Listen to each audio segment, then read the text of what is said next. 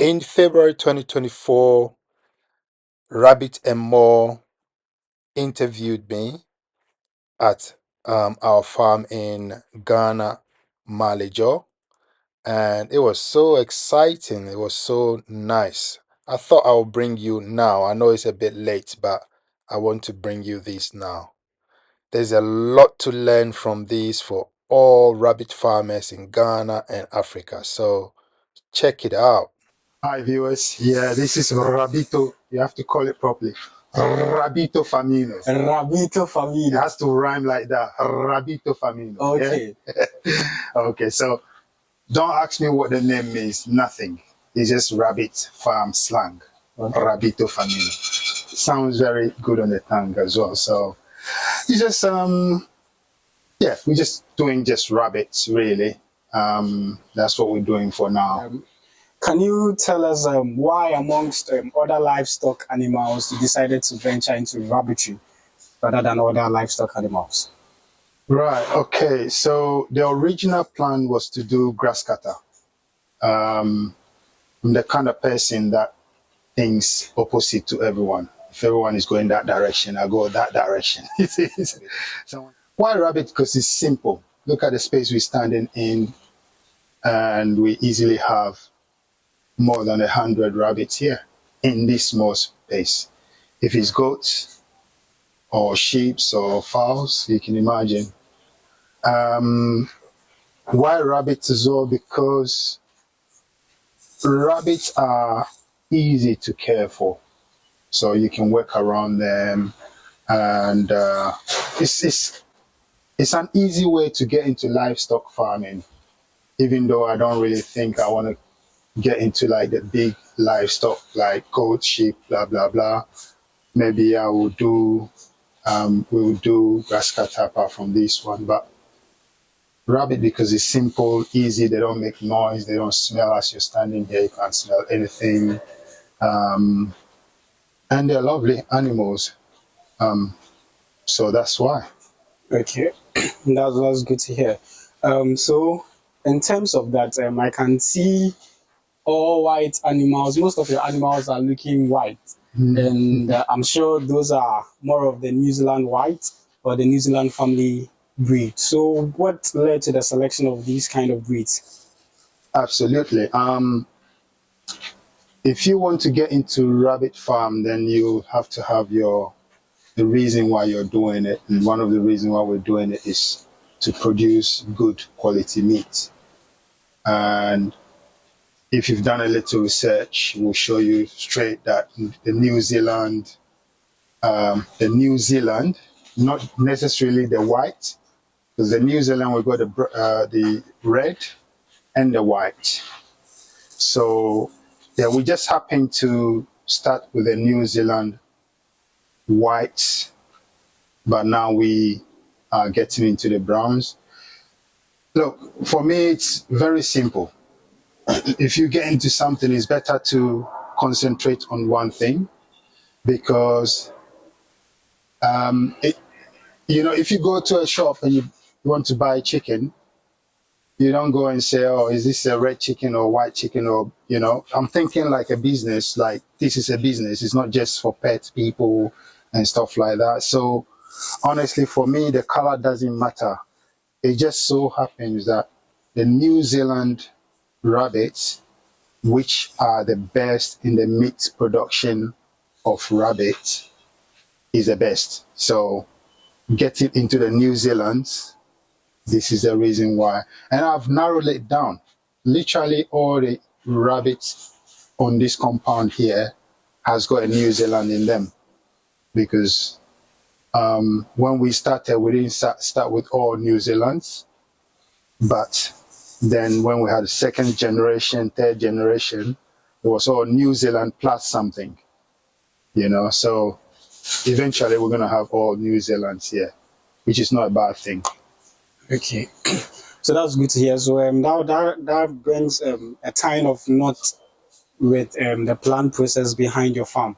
Like you just mentioned, the idea is to have a rabbit meat market, and that led you to the selection of the New Zealand breed, which is actually one of the best for meat production. Absolutely. Okay, so to everyone who is hoping to start a rabbit farm, you always need to have a work plan, a plan behind everything. So that brings me back to this. I can see about 4 housing system with the very three on this side is metallic, and the one over there has more of the wood, and later looks like he then decided to do the metal. Is there any reason behind it? Why didn't you just keep up with the wooden cage, and rather decided to switch to the metal? To the metal. Yeah. Good question. Come to the wooden cage. So I'll explain to you why. First of all, wood rot. Okay, wood rot. Look at this one. Look at this one here. This is less than a year old. So I hope that explains to you. So durability, longevity. I mean, if you're doing a farm, then you want it to last as long as possible before you start doing maintenance. And these ones, the wood one is all right, but it's too, how do you call it? It's too hard to maintain. If I'm doing the wood ones, it means I have to maintain it like literally every year. Whereas the metal one is solid. This I'm sure is going to be there because it's galvanized metal. It's not just metal. So it's going to be there for probably over 10 years before any maintenance. However, I'm doing some modification on them.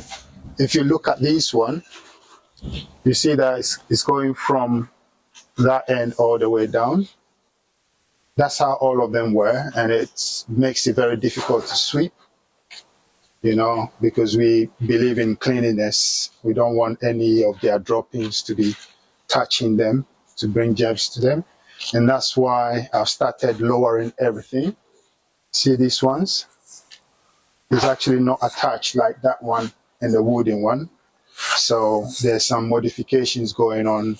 As you can see, we just adjusted it for now, but we're going to do it properly.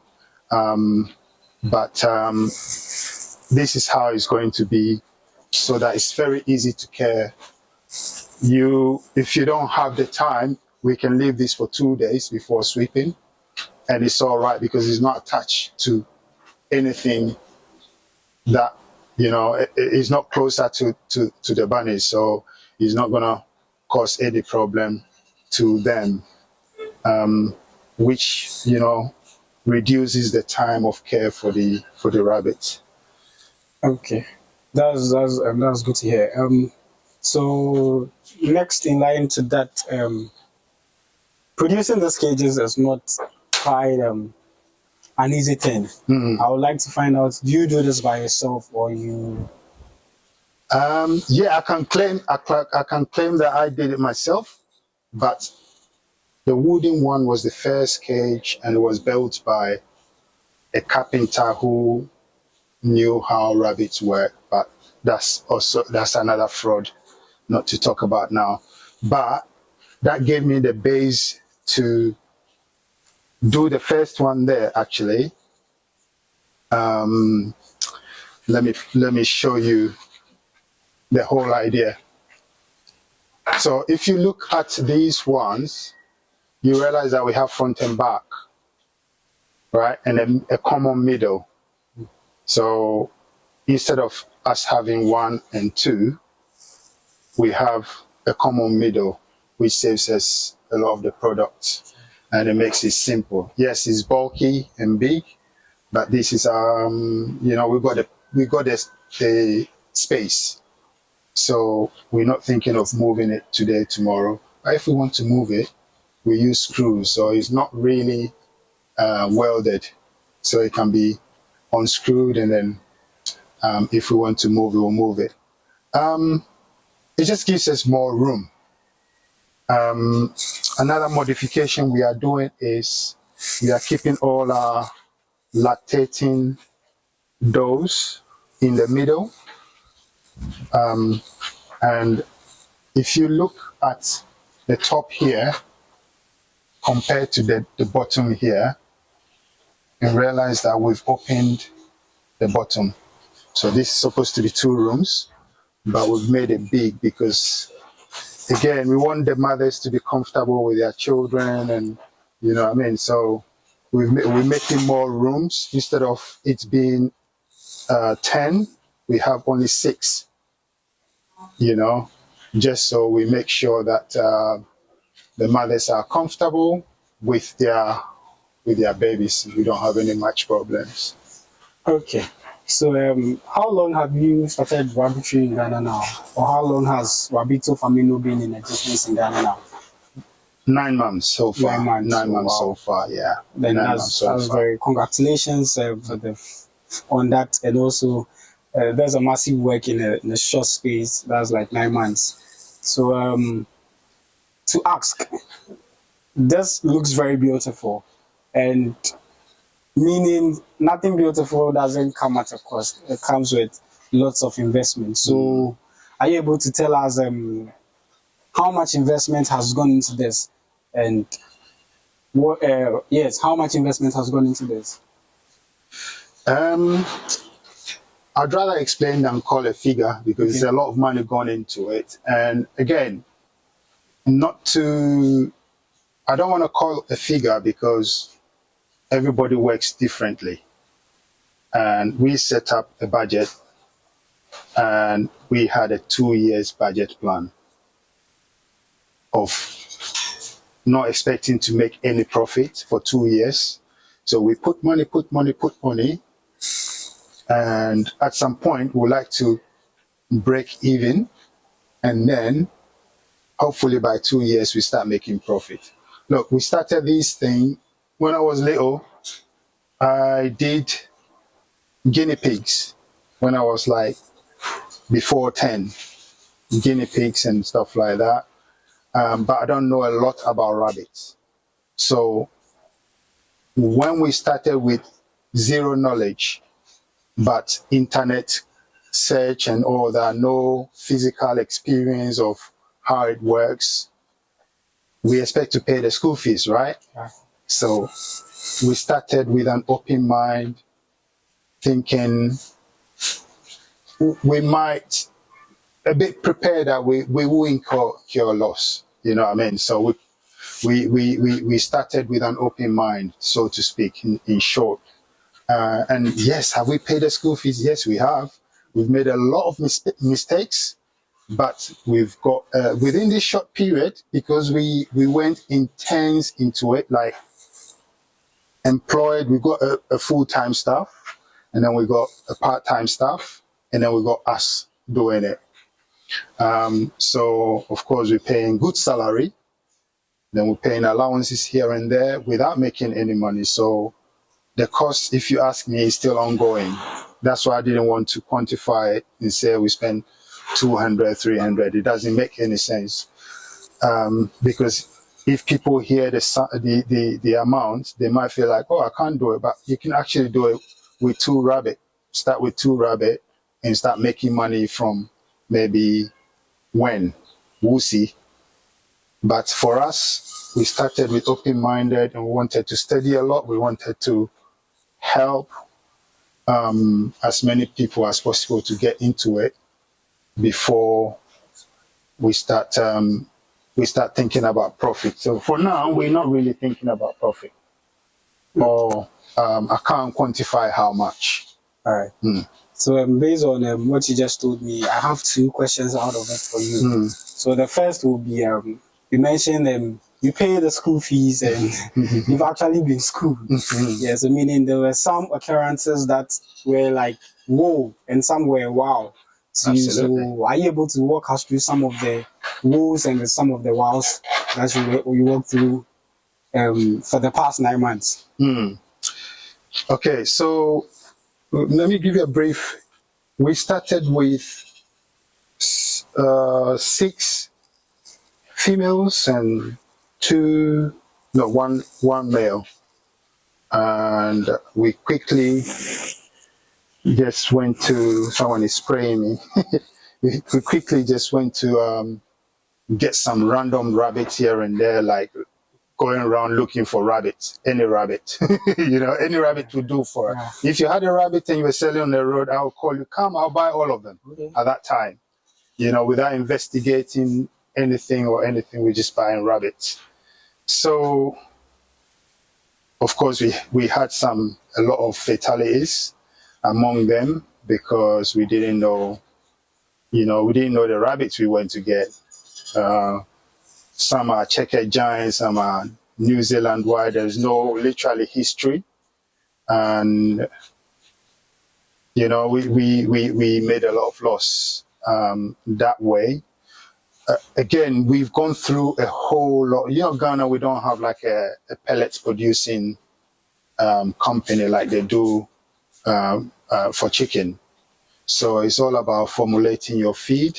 And yes, we've gone through a lot of spells where we've formulated a feed and it's literally conked like 3/4 of the farm. And then we rise again until we went into this pure breed thing, until we studied about the breed a little bit. So if you like, we started running before we jog, and then we start walking, and now we are on level. So in the beginning it was like we want rabbits, and then we realized not all rabbits are actually rabbits for these kind of farming, And then we started learning properly, doing research about what rabbit to go for, and we introduced 3 pure breed females and 3 pure breed males, and they've changed the game. They are game changers. And then we had some hybrids here and there, and so I can boast today that any rabbit you find here, with the exception of probably about 4 or 5, all are either hybrid or pure breed. And the hybrids, we got the percentages. I don't know if you want me to go into it now or later on question. So you can talk about it. Right. So with the hybrids, we got the pure breed New Zealand. And then when you cross a pure breed and a local breed, you have 50-50, yeah? So that's 50% hybrid. Now, I have learned so much that even some of the 50% hybrids, not just learn, but I can even prove you here. Sure, that would some of the some of the 50% hybrids are even heavier than the 100% pure breeds. And this is where, as a farmer, you have to be selective of the breeds. So we all know rabbits give birth to a lot of baby rabbits, right? But out of the lot, every truthful rabbit farmer will tell you get a lot of losses. And then those who survive, you even have some of them that even make it to adulthood, but you know that 1 or 2 are like very good, they are breeding stock. And this is where I want to help a lot of farmers now, because I realize that maybe not knowingly, but people are selling breeds to people who are starting farming without going into details and knowing that what they're giving to the people is going to help them. And I'll be very upset to sell something to you and then it's not helping you. So as I'm saying, there are some hybrids here that are even heavier than the pure breeds, and that's because the way the genes work, don't quote me, I'm not scientific, but when a pure breed and a hybrid, a pure breed and a local breed, when they have a baby, some of the genes are so strong that they come out very good. And if you're a farmer and you're able to identify and select and sell those ones to someone who is starting a farm, that will go a long way to help them. Whereas You know, like for example, if we take these ones, we got about 5 of them in here, 5 babies here. Out of these 5, by the time they are 3 months, I'll be able to pick probably 2 and say these are breeding stock. And the rest, it's not that they're bad rabbit, but you know, you have to sacrifice some. You know, the rest, if like I'm doing large scale meat or something, I would rather sell those 2 as breeding stock to somebody, you know, because I know they will be prolific to that person. It will help that person's farm, and the rest, it goes to wherever it will go.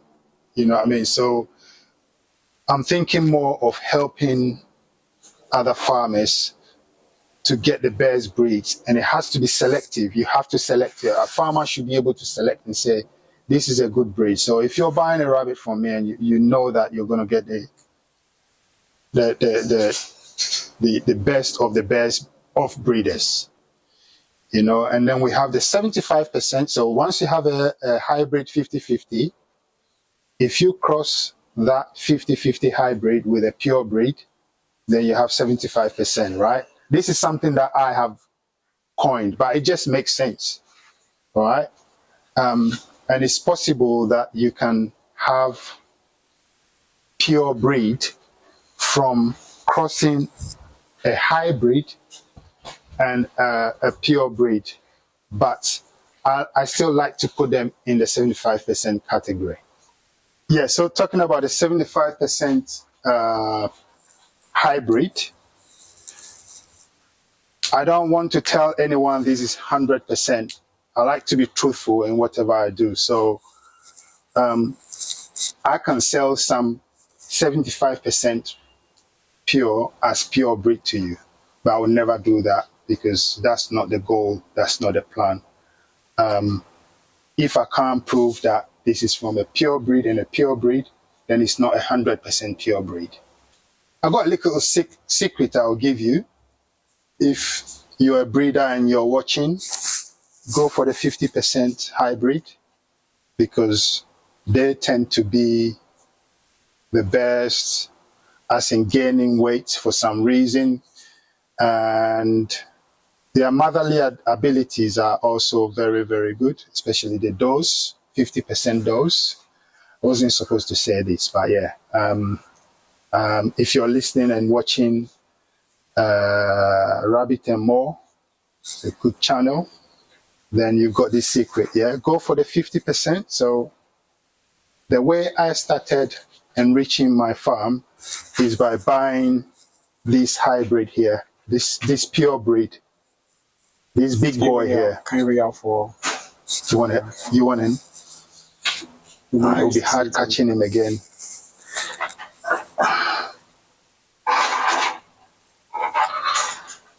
So this pure breed will be hard catching him. So this pure breed you're seeing there, we checked the weight, didn't we? Yeah, we did. It was about 3 point something kg. So it was the champion that has enriched the farm because we basically crossed it with all the locals that we've got before these ones started helping him. Does that make sense? So that's the New Zealand red, right? That's the New Zealand. That's a pure breed New Zealand red. He's also a champion, that one. It's very, very active when it comes to product. If you look around, you see a lot of his offspring. He's the youngest among the 3 of them. Wow. And then we got this one, another pure breed. So from only the pure breed bucks, you can enrich your farm. So I know we all think, oh, I want a pure breed female, I want a pure, but think this way. The fathers can enrich the farm more than the mothers. That's the way I see it. So you can literally have one of these and then have 20 local breeds, and that can literally ignite your farm if you do it properly and take all the necessary actions that you're supposed to take as a farm, then you'll be able to enrich your farm. So it's all right to buy a pure breed buck for 1,000 Ghana cedis and buy 2 locals for 200, 250, however much, and set up your farm. And you know, they are action boys. You know, boys are boys. They'll do what they have to do. If you have good dose, selective dose, then you will be able to enrich your farm without a lot of problem. Okay. Yeah. All right. So just on this, it would be good. I don't know if that's possible for you to show to the viewers the 50% hybrid, the 75% as well. Okay. If you have some that you have already identified somewhere, Okay. if there are certain things that actually makes them stand out as 75%, and what makes that other stand out as 50. Okay, so this one, for instance, they are expecting, so I don't want to pick them up. But okay, this is a 50%. Let's start with the 50%. These two are 50%.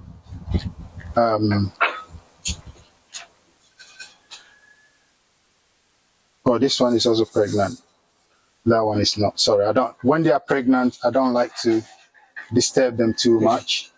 So let me go and get that one at the back here, because that's a sister there. As you can see, their nose. I'll bring it around there. Oh gosh. Okay, I can get it from here.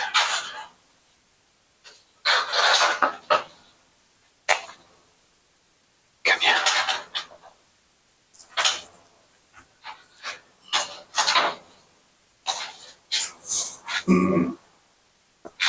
Okay, got you. It's okay, it's okay, it's okay.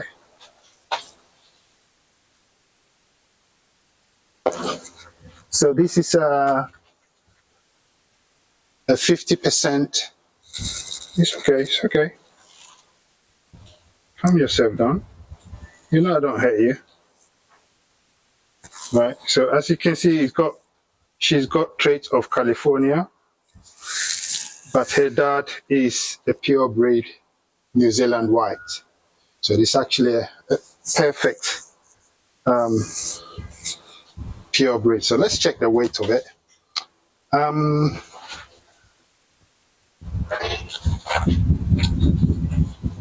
Hang on a minute.